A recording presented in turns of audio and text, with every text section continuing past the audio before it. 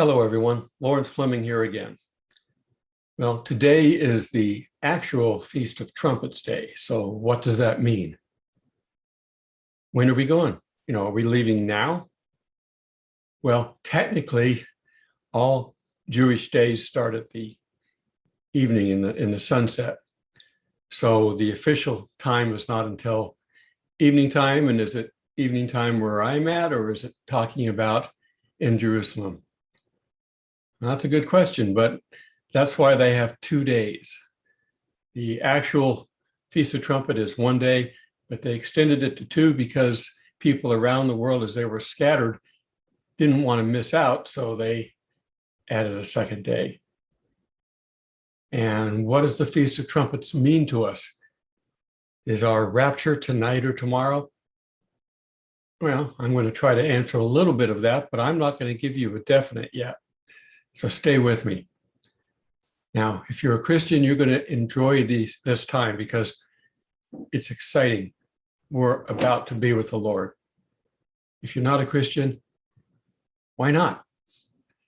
You're going to be missing out on a lot of good stuff, and you've got a lot of bad coming your way.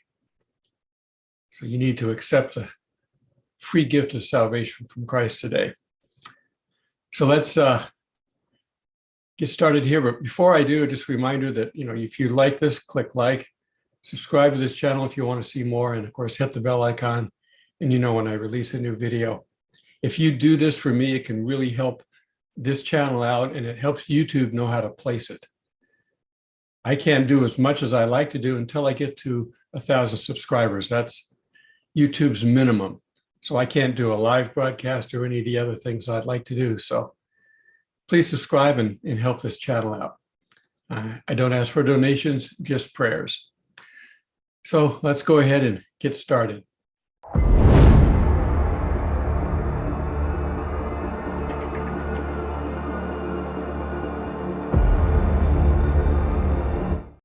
All right, so what does the Feast of Trumpets mean to us as the church? We know that it's a Jewish holiday, but God does things on his timeline.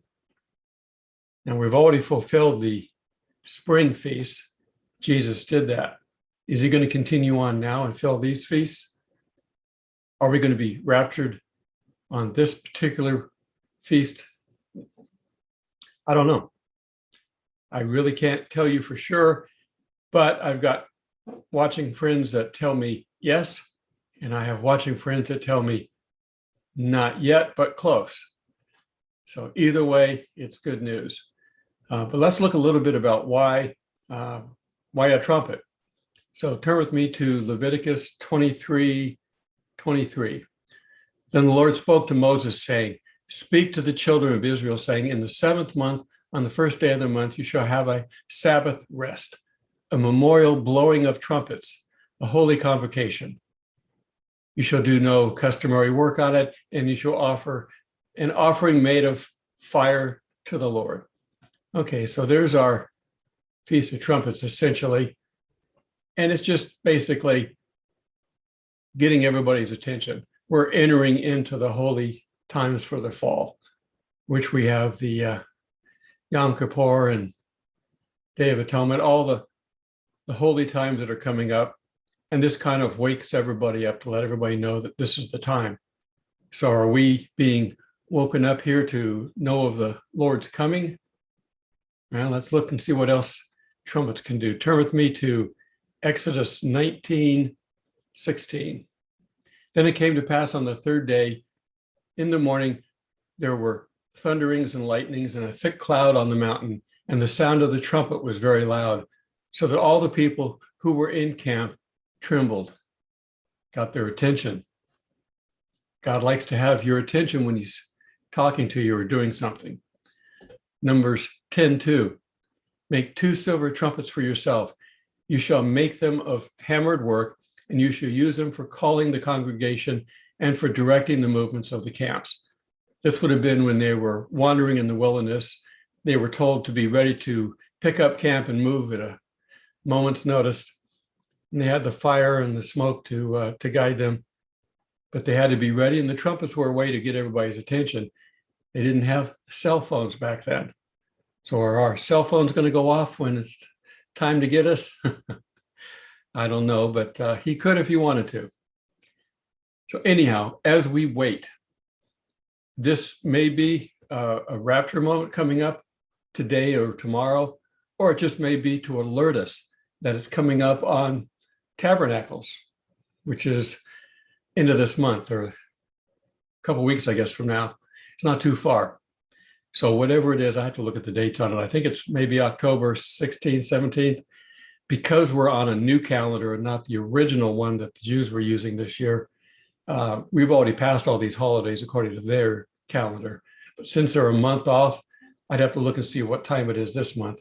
If we're still here next week, I'll do another video about that. Along that line, if we still are here next week waiting, we're still not going to be waiting long. It has to be 2021 to keep up with the Revelation 12 sign. So we're not waiting that long. It's just that every moment is getting anxious for us. More souls to save. But if I'm still here, I'm going to be traveling. I live in Georgia, and I'm going to be traveling to South Carolina this weekend. And then next week, I'm going to be heading to Utah. I will try to get my videos in. I'm not going to have my main computer set up. I'll try to do it on my laptop, and we'll see if we can keep up on this. But hopefully, I won't need all this stuff, because wherever I am, I can be raptured. It doesn't matter if I'm in a car or not, other than look out below when the thing goes over a cliff, huh? Or in a plane. Eventually, I will be flying back, but I'm driving to Utah first because I got all my equipment, camera equipment and that. Then I'll be flying back. Anyhow, I hope it's soon. We need to keep an eye out for it. Accept Christ. Why wait? You don't know when the day is. And if you miss this special event, then you've got to wait until the next one, which is going to be into the troubled times, the tribulation times, the days of woe. It's going to be bad, and you don't want to be in that. And you're probably not going to be raptured. You're going to be dead and risen. And you may not like the way they treat Christians after we're gone. So accept Christ now. And if you know of your friends and relatives that need this, point them to this, help them out. Don't leave them behind either. You can't take anything to heaven except for Christians that you've taught about Christ. So let's see how many we can all take. We're going to have the Bema seat coming up. Want to look good. Not to impress ourselves, but to impress Christ. Okay, until we meet in the skies, God bless.